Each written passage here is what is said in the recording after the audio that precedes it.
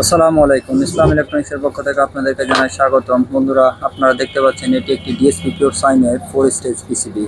তো বন্ধুরা, দীর্ঘ অপেক্ষার পর ইন্ডিয়া থেকে পিসিবিগুলো আমরা সংগ্রহ করে এনেছি। তো বিভিন্ন বিভিন্ন ডিজাইনে পিসিবিগুলো করা হয়। তো এই পিসিবিটা একটু ভিন্ন, ড্রাইভার গেটগুলো একটু আলাদা, যে ড্রাইভ করে ড্রাইভার সেকশনটা একটু আলাদা।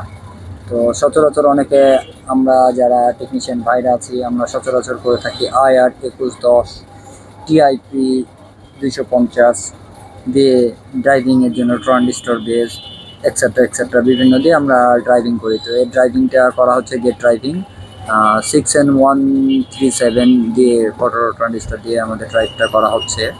এখানে দুই সাইডে দুটো ট্রানজিস্টর ইউজ করা হয়েছে। সে ট্রানজিস্টর BD 135 136 খুব স্ট্রং আউটপুটের জন্য আমরা ছোটো ট্রানজিস্টর ইউজ করিনি।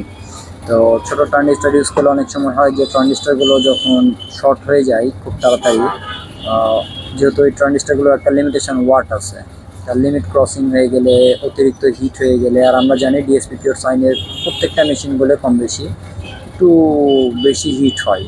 এটা স্বাভাবিক ব্যাপার। ওর ডিজাইন অনুযায়ী ওর কাজ থেকে শুরু করে ভিন্নভাবে ডিজাইনটা তৈরি করা হয়, ট্রান্সফরমার তৈরি করা হয়। যেহেতু ট্রান্সফরমারটি 24 আওয়ার কারেন্টের সাথে অ্যাক্টিভ হয়ে থাকে, যেহেতু নিউট্রাল ফেজ তার ইনপুট আউটপুট করবে, তো সেক্ষেত্রে সেটা হিট হওয়ার কারণে আমাদের মসফেট থেকে শুরু করে বিভিন্ন ধরনের আমরা সমস্যার সম্মুখীন করি।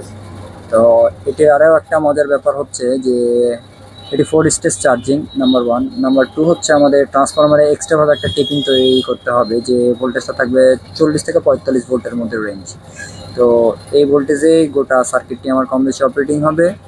আর এটি আমাদের বাংলাদেশেই গাঁথা, বাংলাদেশে আমাদের নিজের হাতে গাঁথা। তো অনেকে বলতে পারে যে এটা বাইক থেকে নিয়ে আসা হয়েছে। অ্যাকচুয়ালি বাইক থেকে না, এগুলো আমরা নিজেরাই হাতে গাঁথা হয়েছে। এই পিসিবিগুলোর পারফরমেন্স খুবই ভালো, আমরা চেক করে দেখেছি। খুবই ভালো বলতে খুবই ভালো পাইছি। তো আদার্স বাংলা ডিএসপি পিওর সাইনেরগুলো যেভাবে আমরা করা হয়, 99% আমি মনে করি যে পিসিবি ইনফেকশন রোগটাই আমাদের বেশি। এ কারণেই আমাদের হয়তো আইপিএসগুলো কমপ্লেন হয়। তো পিসিবির গুণগত মান যত ভালো হয়, তত আইপিএসের কোয়ালিটি থেকে শুরু করে তার পারফরমেন্স, তার লাইফ, সব কিছুই আমি মনে করি বেটার হবে। তো ইনশাল্লাহ অবশেষে দীর্ঘ অপেক্ষার পর আমরা এই পিসিবিগুলো কালেক্ট করতে পারছি। তো আপনাদের দোহায় এতদূর পর্যন্ত আগাইছি। তো নেক্সট ভিডিওতে আপনাদের সাথে আবার দেখা হবে। আসসালামু আলাইকুম।